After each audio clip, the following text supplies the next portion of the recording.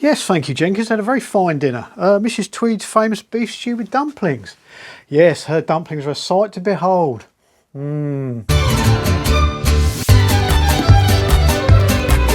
What do you mean, can you see them?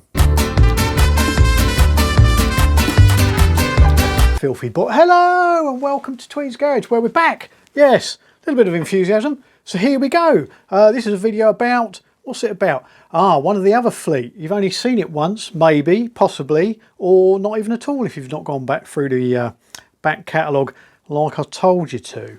Anyway, it's Suzuki, 1969 Suzuki K10P, a small, well, it's not a moped because it's 80cc, so it's slightly bigger. So a little motorcycle. So you join me in the comfort of the Chapatarium, because I'm running out of room everywhere else, working on the K10P, Suzuki K10P. Want to get it running reliably again, giving it a little bit of a polish, but it's been sort of sitting in the garage for about 2 years when I look back on the video when I last ran it, and I thought it was time to get it back out again and sort of start using it. And it started fine, about second or third kick after sitting there for years. Ran fine, but just running it up and down the road, well, it would only run up the road and then it would sort of peter out at the top of the road every time, sort of thing, and eventually you could sort of get it started and sort of limp it back to the garage to have a look at it. So when I was doing the Honda carb, I had this carb off as well, gave it a sort of clean in the ultrasonic cleaner, so I know that was clean all the way through. Did check the float, that it was floating, and that was okay, and the valve seemed okay. Cleaned the float shaft just to make sure that the float wasn't catching, you know, and staying stuck on. But no, rode it up the road, still done the same. It sort of peter out up the top of the road. Well, it almost sort of just cut when you got to the top of the road, which would suggest more electrics rather than petrol getting low. So what we're going to do is change the spark plug, put a new spark plug on. I've managed to sort of locate some spark plugs for it. I'll show you them in a minute. Yeah, and I sort of found that detail in the very nice little Suzuki manual that I've got that came with it. And that's got a little list of spark plugs, suitable spark plugs for it. Most of them are obsolete. You know, there's probably sort of modern varieties that you can use, but I went to the Green Spark Plug Company, no affiliation, and bought a couple of plugs, different makes and grades that are recommended for this. So what we got was, grab the little box, yeah, I'll show you these, hang on. We got a Bosch spark plug, W225T3, which is you know, recommended in the manual. But look at this, look at the packaging on this and the design on the box. What do you reckon that is? Sort of 1970s. So obviously new old stock. The Green Spark Plug Company must sort of buy a load of stuff up from somewhere. Yeah, nice sort of spark plug graphic on it, and thermoelastic on the box there. No barcode, so yeah, definitely pre-90s sort of thing. Yeah, that's one. And then the other one, lost it, bear with, is this one, which is a KLG, very old sort of Japanese plug. That comes, look, it comes with a bit of paper, look, spark plug paper on it, a bit of sort of tracing paper. KLG fit and forget spark plug, and then your fitting instructions and sorting out your spark plug gap and all that. So yeah, sort of early stock KLG spark plug. So we'll probably give that one a go first and see how we go. So yeah, I'm going to put a new spark plug in it. But as we've got it in here in the warm and it's comfortable, I have got another coil for it as well, because I know it's not the original coil on it, so it's obviously gone before, and it's more likely a coil fault than a spark plug fault. So we'll change both of them and go from there and see what happens. But to change the coil, which are normally mounted under here on most sort of bikes, just under the tank, easy to get to, on these pressed steel frames, they tend to bung them in the frame. So unfortunately, got to take the seat off, tank off, air box, air filter out, to be able to undo the screws on this side and get my hand up and fish the thing out the frame. So off we go. Hopefully that just slides forwards. Right, saddle stuck to the paint. There we go, one saddle off. Then remove the seat pin. Release the fuel pipe. There we go. Tuck that under there so we don't spill fuel everywhere.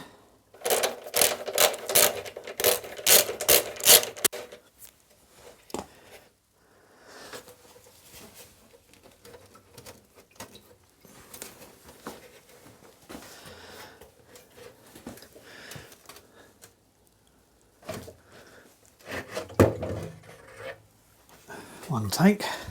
Then that reveals the coil is here, and the lead running through there, so take the plug cap off just to make life a bit easier.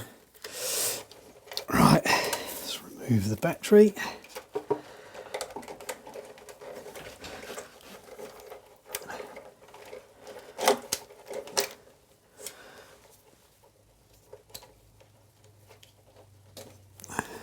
There's a strange system on this.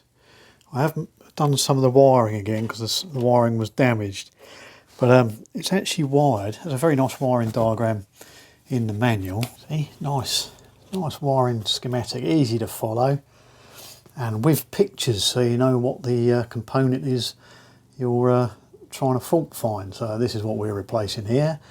But strange wiring system on this is that the tail light, the brake light, I think the horn and the neutral light are always live, even with the switch on, even with the switch off. So it's really weird. Yeah, you have to remember to knock it out of neutral when you park it up, otherwise you end up with a flat battery. I did wire it up the same because I normally disconnect the fuse anyway when they're parked up. But yeah, what a strange thing. That's probably why they sort of wired it into the ignition after a while, because everybody's battery went flat. Right, let's see if we can get this air box out. Now the screws under here. This isn't the original position for the ignition switch. It's got a different side panel on. I think at one time in its life it's been down the road and it smashed this side panel, so somebody's found a replacement. They're very difficult to find. Got this one which sort of fits the space, but it's not quite the right one. I think the ignition switch is sort of here rather than here, so I'm not quite sure what this is off of, but it fits. Oh, we managed to get the genuine Suzuki securing screw for it as well, which is quite nice. But yeah, any K10P side covers kicking around, let me know. Okay, oh yeah, so that screw secures the air box. There's no clamp on the carburettor, and then we should be able to, we might have to take the regulator out as well. You just get the feeling these were designed like the Honda as well, that the airbox, although it's cleanable, they were never taken out. Right, let's take that off, give us a bit more clearance. There we go. Yeah, see, there we go. Air filter in there. Yeah, as you can see, look, it's split. So, you know, what's this rubber? It's probably 1960s, 1970s. What are you looking at? 54 years old. So the rubber's just falling apart. Right, got my arm up in the frame. What are we looking at? 10mm.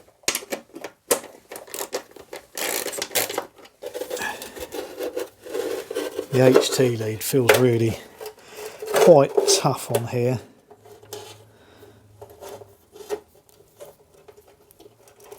And then, who put those straight through crimps there?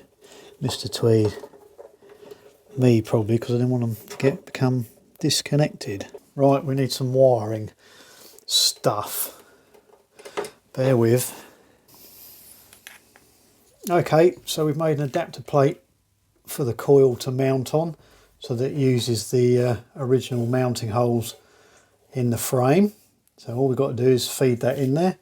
Remade the connection, got rid of the inline connector, and this is the ignition feed to connect straight to the coil. So plug that on, and then just got to feed it all up the frame with tiny little arms. Let's give it a go.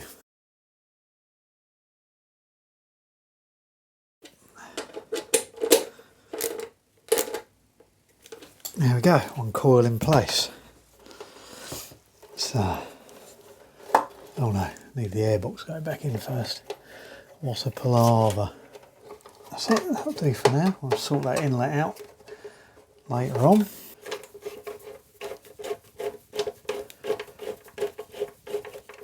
Right, now we've got that in, we'll whip the plug out and check for spark. Put a new spark plug in, and with the manual here, plug gap 0.5 to 0.6. Now there's all the different types of spark plugs you can use for it.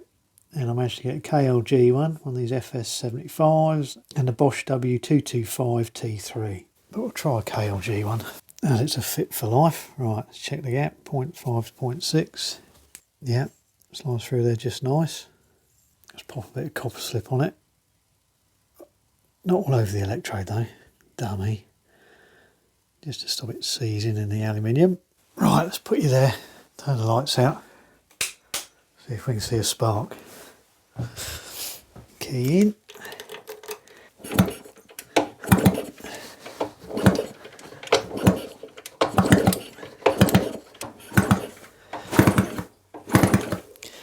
Nothing. So, change of plan. The new coil from eBay was complete rubbish, didn't work, got to send it back. And the spark off the old coil seemed very healthy indeed, but it's not the original one. The bolt spacing was in the wrong place, so it was only held in with one bolt, which I wasn't happy with, you know, because of vibrating around. Not too good, so we made this thread extended bar to go on it. So it's got two bolts welded in, tapped and welded into it, each end at the right spacings, and then it's just sort of spot welded onto the one bolt that was remaining and welded through to the broken stud at this end as well to attach that nice and firmly, and male and female bullet connectors so we can't get the wires mixed up if we're reaching up in the dark. Yeah, so we'll pop this back in. That's worth the effort to have the coil held in with two fixings. It's nice and solid in there now.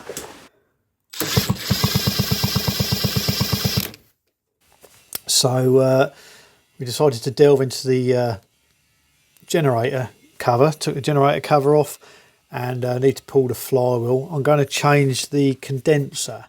So they can do random things sometimes. Sometimes they just sort of die completely and you get arcing at the points. Or sometimes they sort of work for a little while and then sort of start shorting out. So I managed to get this new old stock condenser to go in.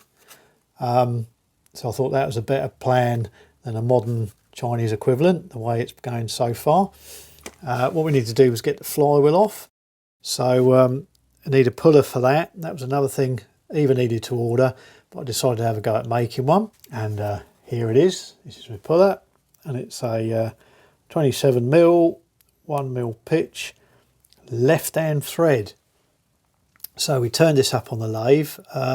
Didn't really record it because I was concentrating too much, but it sort of turned out all right. What I needed to do was I didn't have a thread to try it in, so I had to take it out the lathe each time, bring it out here and try it in the flywheel until I got it to fit, and then popped it back in the lathe. You can do it, just clocked up the end, made sure it was back in the lathe as square and true as possible, and then you line it up by eye, line the tool back up on the cross slide, and then continue cutting the threads.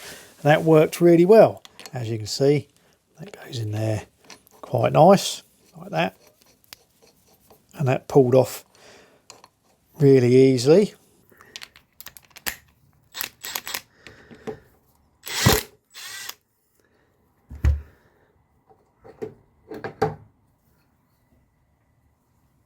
With the application of the bolt in the middle.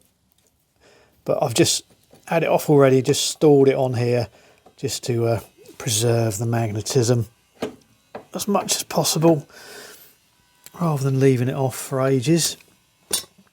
Got another job to do in here. There's a bit of black and sticky evil insulation tape on here. The insulation's been broken on the neutral wire. It all checks out okay, so I'm just going to put a bit of heat sleeving on there.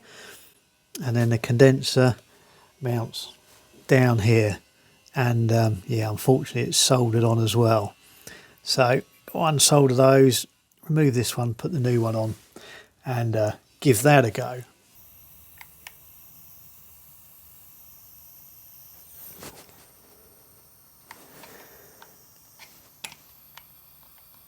There we go, that's that sorted. 1, 2, 3.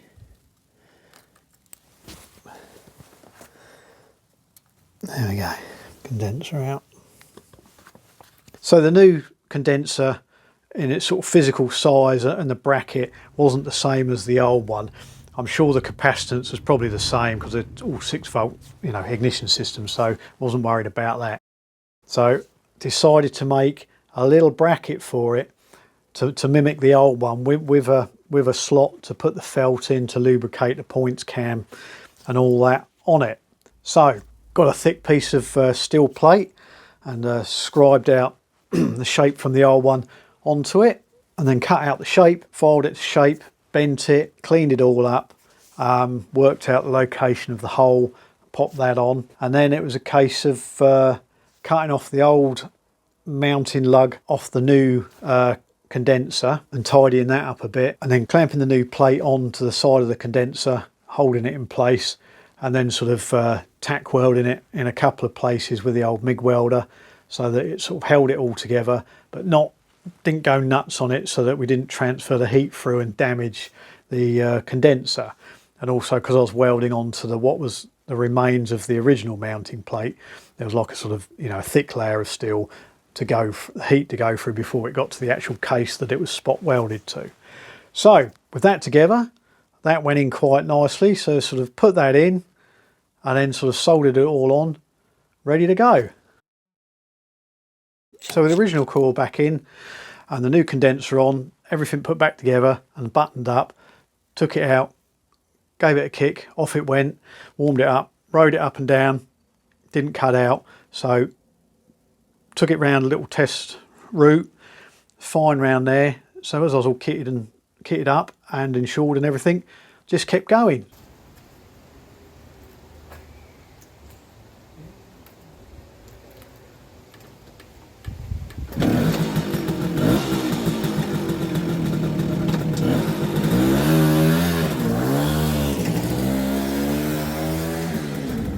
So rode about 7.8 miles, I think the route is, to a little cafe I know.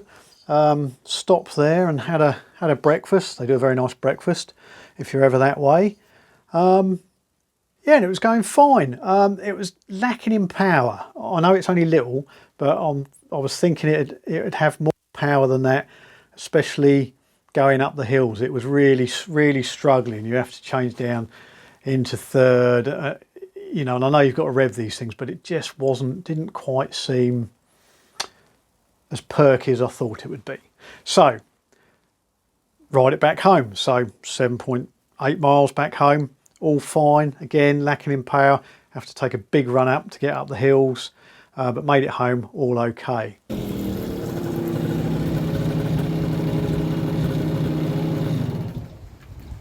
So the next thing to do was try and adjust the timing. So off with the flywheel, off with the cover again, off with the flywheel, in we go again to try and adjust the timing.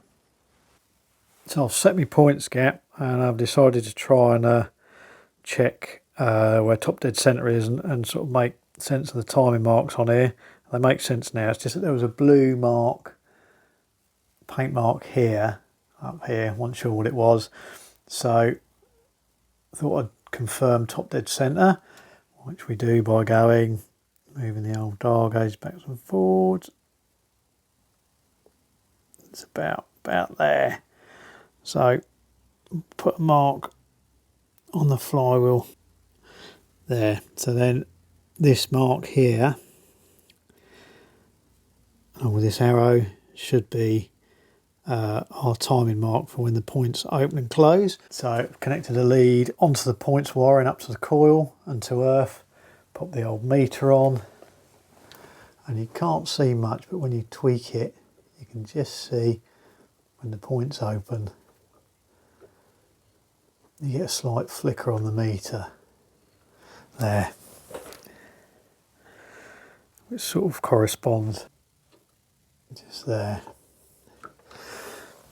That's pretty much on that mark as close as I can get it without machining the slots on the back plate. So it's because it's at the end of its slots. I thought a new set of points might give us a little bit more, but no, it doesn't. So that'll do for now. We'll button it all up and then see if it starts. So with the timing tweaked, put it all back together, fired it up, run it round the up the test road. Yeah, it was pulling a lot stronger, and it was, yeah, a lot more rideable. So again, just kept going, but we went further this time. We went about 14 miles, went over to Alford where the steam railway Watercress line is. So we thought we were going to have a bacon roll and a cup of tea over there.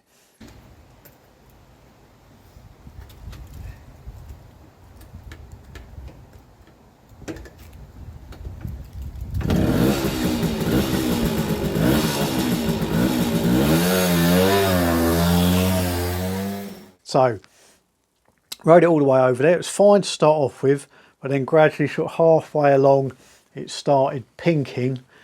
It didn't matter what I'd sort of done with it, opening the choke, trying to sort of richen it up. It didn't make a lot of difference. So I just rode it carefully, just sort of kept the pinking down to, you know, as low a level as I could, and made it over to Alford, parked up, went to have my cup of tea and my bacon roll, and I thought I'd deal with it afterwards. So when we came out, I had a spare spark plug with me, so I swapped that over back to the Bosch. But when I fired it up, and pulled away, it was really gutless. It was really struggling, and it was busy because it was half term, so sort of, you know, getting flustered trying to get out of Alford with all the cars going all over the place. But got out of Alford, rode along to the next little village, pulled over, and popped the carb apart. And what I'd done was lifted the needle one notch to try and richen the mixture up, just to sort of nurse it home. I didn't want to, you know, melt the piston or you know, damage any of the cylinder or anything. So kept heading back home, but we only made it about 7 miles, about halfway back home, and sort of mechanical sympathy took over, and I pulled over and tried to have another go at it. Couldn't get it started, so took the carb apart, checked that it was getting fuel through. That seemed okay. Twiddled around with the points to try and adjust the gap, to try and sort of, you know, cheat the timing around a little bit. Done that. Really difficult to start, and then when I got it started, yeah, this sort of really metallic popping noise was affronting my ears, and suddenly realised that it had blown the head gasket. So that was it. That was the end of that fun for the day. So yeah, Mrs. Tweed came to the rescue, picked me up, took me back home. I picked up the van, went back and collected the bike, which I'd left with a nice lady who let me hide it in her drive, so it was still there when I got back.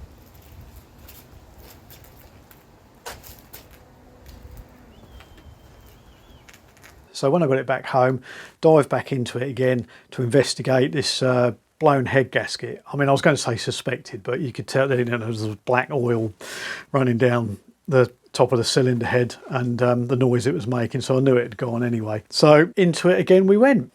So I've done a little bit of work on the head where it'd been done up with the cylinder head nuts over time, or probably done up really, really tight. It had driven the steel washers into the aluminium of the cylinder head. So 2 of the washers came out. The other 2 were peened in there so well, I had to stick it in the mill, and I milled all the faces, milled the washers away, and then milled all the faces flat into the same level. So they got a nice flat surface again for washers and head nuts to bed down on.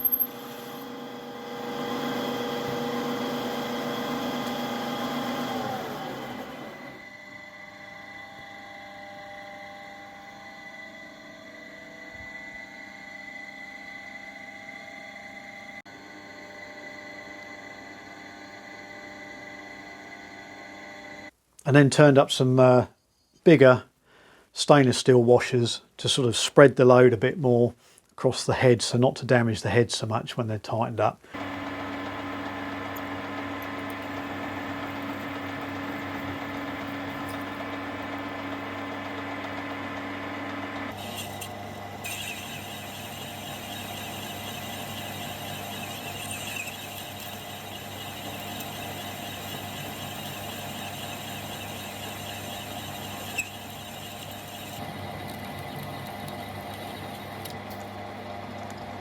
And also was trying to find a head gasket for it, and because it's an 80cc, if it was 50 it wouldn't have been so bad, or if it was 100, yeah, they're easy to find, but because it's an 80cc, they were sort of only shipped in for a very early period in the sort of late 60s, early 70s, because they were really Japanese market. 80cc is a strange engine capacity size, but it comes within the rules in Japan on motorcycles, so it was very common out there. But eventually they switched over to for the UK was the hundreds, like the GP hundreds and that came afterwards. So head gaskets are very similar, but bigger. But anyway, couldn't find one, but had a look in the manual, and in there it sort of said that the original head gaskets were aluminium and 0.5 millimeters. So I've got some 0.5 millimeter sheet aluminium, and then popped it on the mill, popped in the boring head with sort of an end cutting cutter in it, and used that to bore the holes and cut out the centre for the cylinder in the middle of the aluminium plate. And then once that was all done, took it off and just sort of filed it to shape to match, you know, the head gasket that came off of it. Also with a piece of fine emery on the surface plate, just cleaned up the cylinder head because it did have a slight warp on it, so we took that out, you know, blued up the surface, made sure it was all flat, got that back to how it should be. So, and then popped it all together. So I popped it together with using the aluminium head gasket, turns back to the audience, and some well seal jointing compound to take up any tiny imperfections in the surface, and then bolted it all up, and again following the manual, torqued it up to it's only tiny, yeah, 7 foot-pounds, I think. They're only very small studs, small nuts. Yeah, so then we torqued them up, ready to go.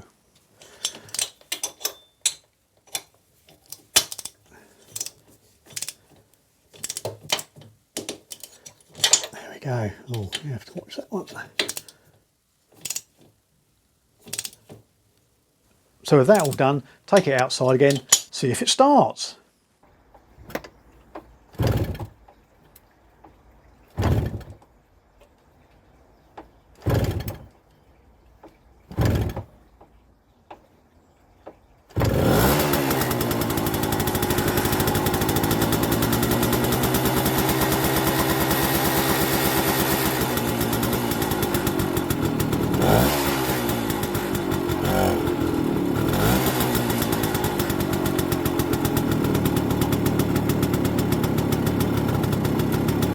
Which it did. Sounds good. So kit back on the bike, back out again, off we go round the test route.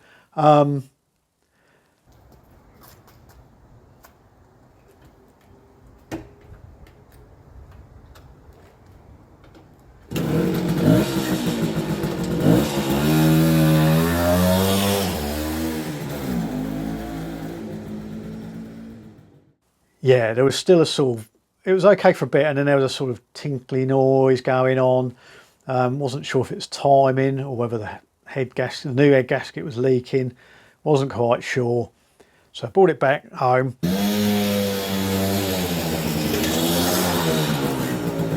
And as it was hot, I thought I'd just go with a torque wrench and just go and check the torque of the head nuts whilst it was hot, see if there was any difference. And done 3 of them. They were okay. Got to the last one. This one, you might have seen me faffing about with it when I was tightening them up in the first sequence. It's as though it sort of took a while to seat, and then it did torque down. Well, this one, yeah, just started tightening it, and it didn't even click the torque wrench. It just kept going round and round and round and round. And then when I backed it off, it wouldn't unscrew, so it's sort of rounded off the thread either on the stud or inside the nut.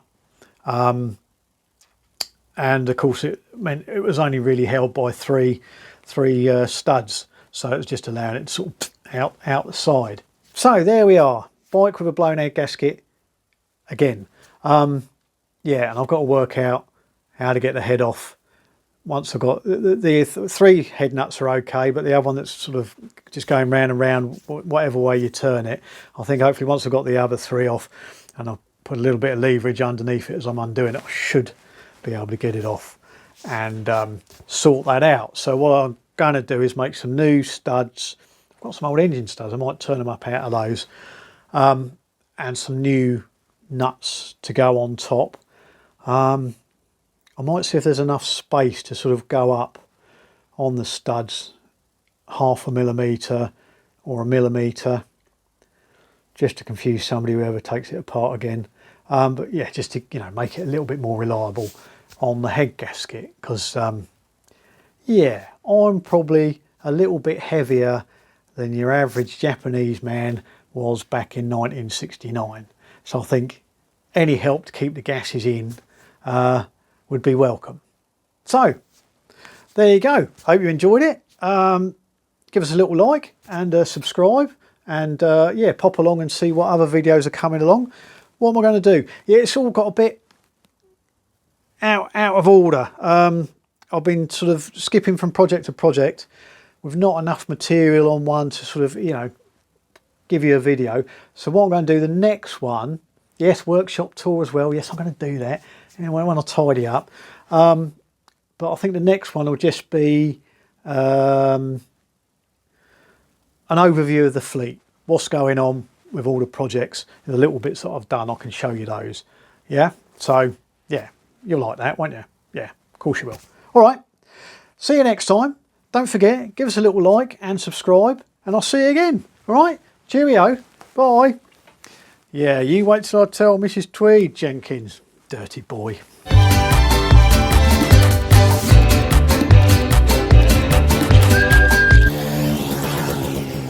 Yes, they're much talked about, her dumplings, you know. Why, yes, I did, Jenkins. Yes, I know, her dumplings are legendary. Yes, her dumplings are, what are her dumplings? Dumplings. Sight to behold. Yes, her, I still forgot.